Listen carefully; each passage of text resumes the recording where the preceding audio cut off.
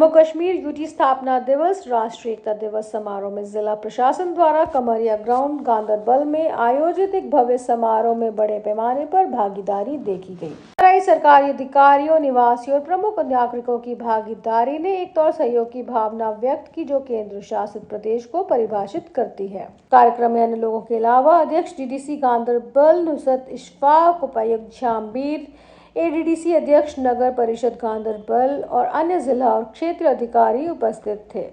स्वतंत्र भारत के पहले गृह मंत्री सरदार वल्लभ भाई पटेल की जयंती के साथ यूटी स्थापना दिवस मनाने के लिए जिला मुख्यालय के साथ साथ पंचायत और तहसील मुख्यालयों पर भी उत्सव मनाया गया।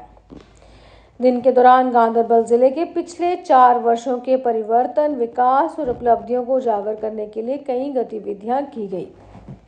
इस अवसर पर कई प्रमुख नागरिकों और पीआरआई ने बात की और प्रतिभागियों को सरकार के मील के पत्थर और उपलब्धियों और यूटी सरकार द्वारा सुशासन को बढ़ावा देने वाली पहलों से परिचित कराया गया। छात्रों ने अलग अलग वेशभूषा पहनकर रंग बिरंगी वेशभूषा परेड प्रस्तुत की, जो एकता और अखंडता का प्रतीक है।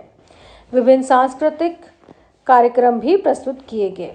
सरदार वल्लभ भाई पटेल को श्रद्धांजलि देने के लिए कमरिया ग्राउंड में दिए जलाए गए। पर उपायुक्त द्वारा प्रतिभागियों के बीच राष्ट्रीय एकता दिवस की शपथ भी दिलाई गई। इससे पहले सरदार वल्लभ भाई पटेल की जयंती मनाने के लिए लार से डीसी द्वारा रन फॉर यूनिटी को हरी झंडी दिखाई गई, जो वेल ब्रिज पर खत्म हुई। मेरे ओपिनियन में बहुत सारी डेवलपमेंट हो रही है। इन एजुकेशन सिस्टम में बहुत सी डेवलपमेंट हो रही है।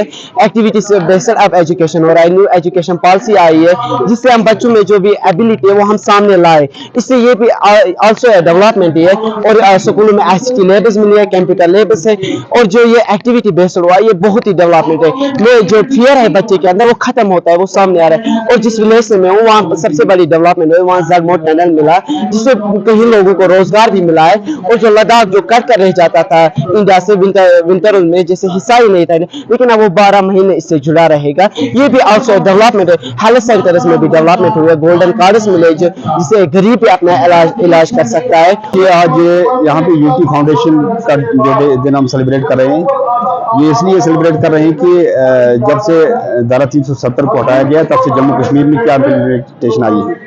सबसे पहले मैं बता देना चाहता हूं कि जम्मू कश्मीर का जो एक रिश्ता था वो दिल्ली के साथ जो बराह रास्त हो गया, और बीच में जो एक आर्ट थी वो खत्म हो गई। अब डायरेक्ट जो स्कीमें सेंट्रल गवर्नमेंट से लॉन्च होती हैं वो जम्मू कश्मीर में इम्प्लीमेंट होती हैं।